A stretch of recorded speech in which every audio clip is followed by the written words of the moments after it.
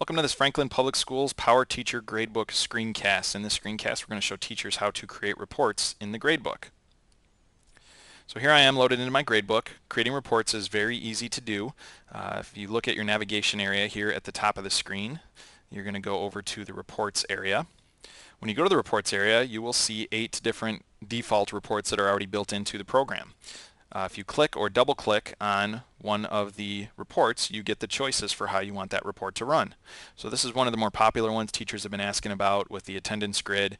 You can run an attendance grid. It makes kind of a spreadsheet of all your kids and however many dates or days you want. So here you make your choices. It says I have, for this section, I want to just do the selected class. That means whatever class I'm clicked on in my classes window, it's only going to run for that class. I could do active classes. Active classes would run reports for all your current classes during the current term. I'm just going to do my enrolled students, and I'll do this by student name. And I can choose no dates, which means it'll just make a grid without any dates, or I can choose current week, and then I can set the dates.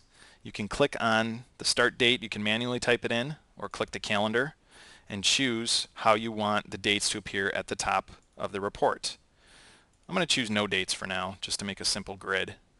And I'm going to choose the number of days as 10 days. That'll make 10 columns, 10 grids for me to fill in information.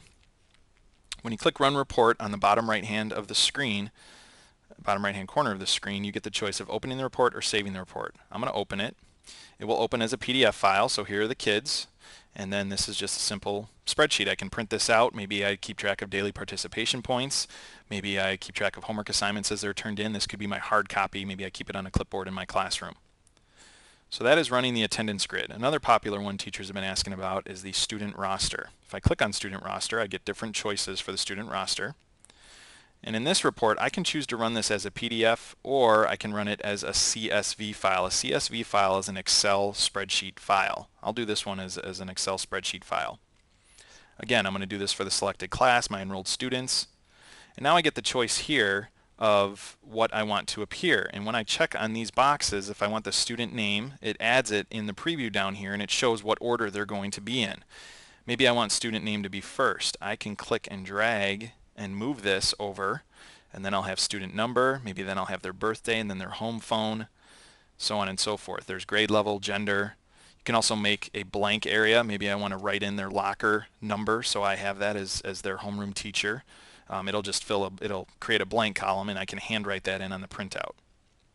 So you make your choices. I'm going to turn off student name, and I'm going to turn off home phone for now, just to show ID number and birthday and locker number. Or there won't be a locker number. I will handwrite that in later. I run the report. I can open the report or save the report. I'll open it, and it's going to launch right into Excel. And here it has their student ID number and their birthday, and then here is a blank field for the locker. So I can choose to print this out, and then I can handwrite that locker number in on the hard copy. Another nice thing about this, sometimes when you run a report as a PDF, some teachers have been noticing that maybe 1 or 2 or 3 students are getting bumped onto a second page. We're not able to control that when it's a PDF. If you're having that problem, we suggest running it as an Excel file, and then when you're in Excel, you can tell all that information to print on one page. Okay? That is running reports. There's some other reports we'll get into later if people want to see how to use them. Otherwise, click and play and try running them yourselves. And hopefully this helps you learn a little bit more about using reports in PowerTeacher Gradebook. Thanks for watching.